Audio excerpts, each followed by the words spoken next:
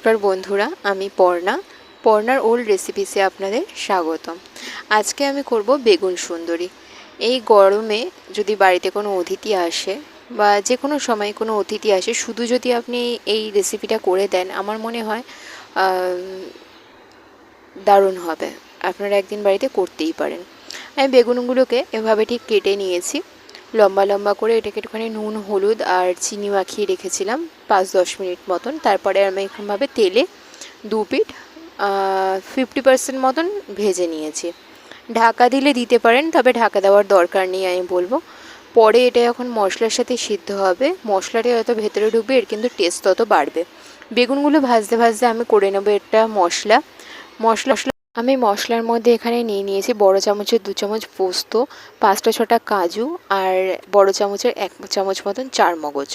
এটাকে আমি খুব ভালোভাবে পেস্ট করে নেবো। প্রথমে একটু নুন দিয়ে ফাইন পেস্ট, একটুখানি হালকাভাবে গুঁড়ো করে নিয়ে তারপর এটাকে জল দিয়ে খুব ভালোভাবে পেস্ট করব।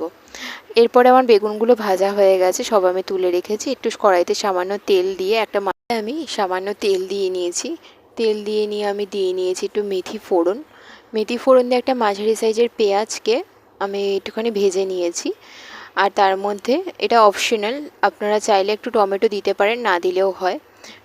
যখন সব কিছু খুব ভালোভাবে নরম হয়ে আসবে, তারপরে দিয়ে দেবেন করে রাখা পেস্টটাকে দিয়ে খুব ভালোভাবে কষাবেন। যেহেতু এটাতে চারমগজ আর কাজু বাদাম দুটোই আছে, ভালোভাবে কষি যখন এটা থেকে তেল ছেড়ে বেরিয়ে আসবে, প্রায় তার কিছুক্ষণ আগে দিয়ে দেবেন 2 চামচ মতন ধনে গুঁড়ো, 1 চামচ জিরের গুঁড়ো আর একটুখানি হলুদ আর সামান্য নুন, স্বাদ মতো চিনি এটাতে দেবেন, কারণ চিনিটা না দিলে এটার টেস্টটাই অন্যরকম হবে।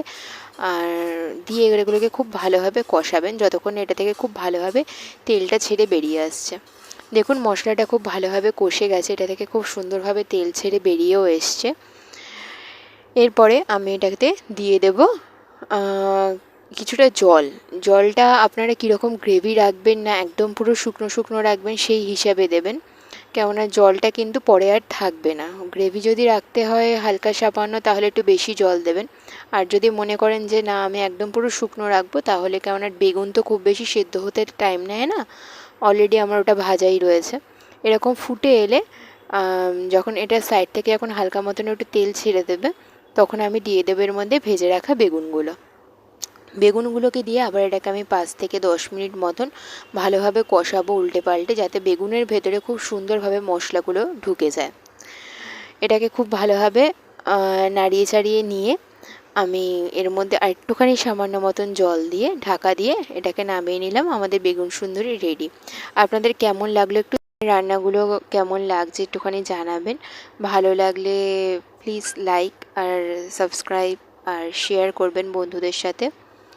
আর কমেন্টে জানাবেন কে কোথা থেকে দেখছেন, এই গরমে কেমন আছেন। আশা করি সবাই ভালো আছেন, ঠাকুরের কাছে প্রার্থনা করি যেন সবাই ভালো থাকেন।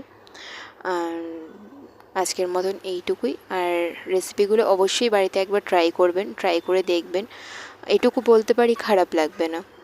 আর সব সময় তো একরকম ভালো লাগে না, একটু নিত্য নৈমিত্র একটুখানি নিত্য নতুনও ভালো লাগে। ঠিক আছে, আজকের মতো এইটুকুই, টাটা।